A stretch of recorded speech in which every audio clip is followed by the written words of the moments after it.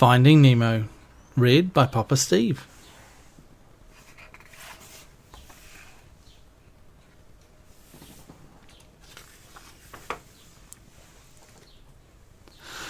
Marlin was a happy clownfish who had everything he wanted: a wife, a family waiting to hatch, and a lovely anemone home. Then one day a big barracuda attacked his family, and Marlin almost lost everything. He was heartbroken. All that remained was one little egg that would soon hatch into Nemo.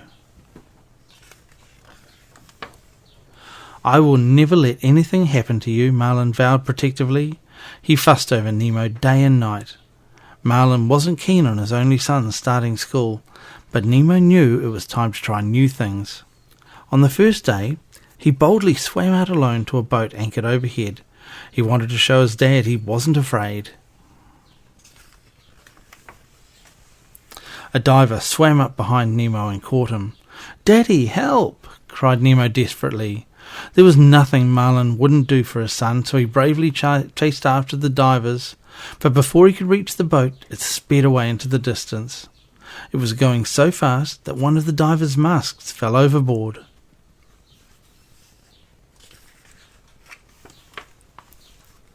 Marlin was frantic. "Has anybody seen a boat?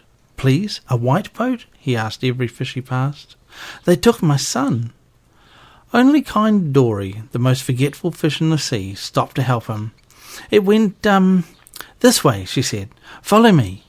But she soon forgot where she was going. Marlin sighed. Finding Nemo wasn't going to be easy. Nemo awoke in a fish tank in a dentist's surgery in Sydney. Bubbles, Peach, Jacques, Bloat, Deb, and Gurgle, known as the Tank Gang, all introduced themselves. Nemo learned he was to be given to the dentist's niece, fish killer Darla. Poor Nemo. "I have to get back to my dad," he cried. The Tank Gang's leader was a tough fish named Gil. He saw that Nemo was plucky and determined, and decided to help him escape. Meanwhile, Marlin and Dory found the diver's mask with writing on it. Dory remembered she could read, but she dropped it into a deep abyss where a terrifying anglerfish lurked. The fish's glowing antenna lit the dark depths of the ocean as it chased Marlin, but he bravely dragged its light towards Dory so she could read the address. 42 Wallaby Way, Sydney, she cried in triumph as they swam for their lives.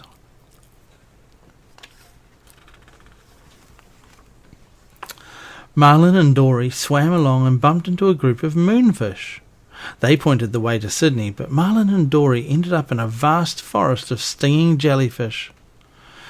"All right, whoever can hop fastest out of these jellyfish wins," called Marlin, not wanting to scare Dory. They bounced on the tops of the jellyfish so as to avoid their lethal tentacles, but poor Dory was stung. Bravely, Marlin dragged her to safety.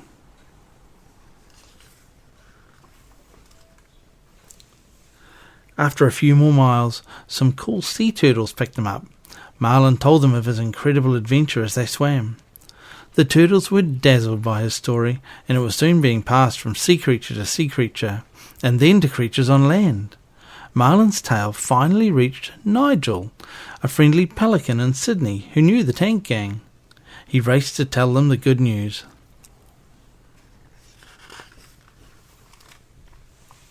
The Tank Gang didn't know it, but Marlin and Dory had hitched a ride with a scarily massive but helpful whale, and were well on their way to Sydney. When the whale reached the harbour, he blew Marlin and Dory out of his blowhole. "We're going to find my son," cried Marlin joyfully.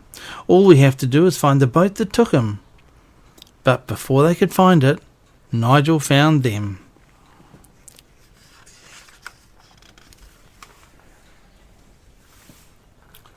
Once Marlin was convinced that Nigel knew Nemo, he let the pelican gently fly them over to the dentist's window. When they arrived, Marlin saw Nemo belly up in a plastic bag. He feared the worst. They had arrived too late. As the dentist shooed Nigel away, Nemo's bag sprung a leak. What Marlin didn't know was that Nemo was only pretending to be dead, but now water was spilling from the bag.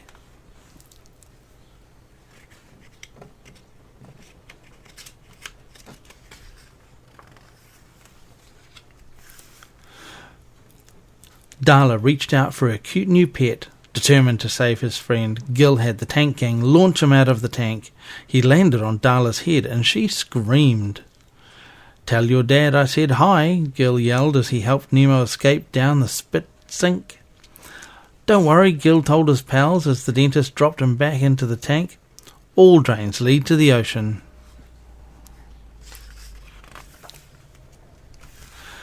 Nemo popped into the sea, close to where Nigel had returned Marlin and Dory. They were overjoyed to find each other at last. "Love ya, Dad," Nemo told his heroic father. "I love you too, son," said Marlin. The tired friends made their way back home with some amazing stories to tell. Things were different now. When Marlin waved Nemo off to school each day, he was happy to say, "Now, go have an adventure," with a smile.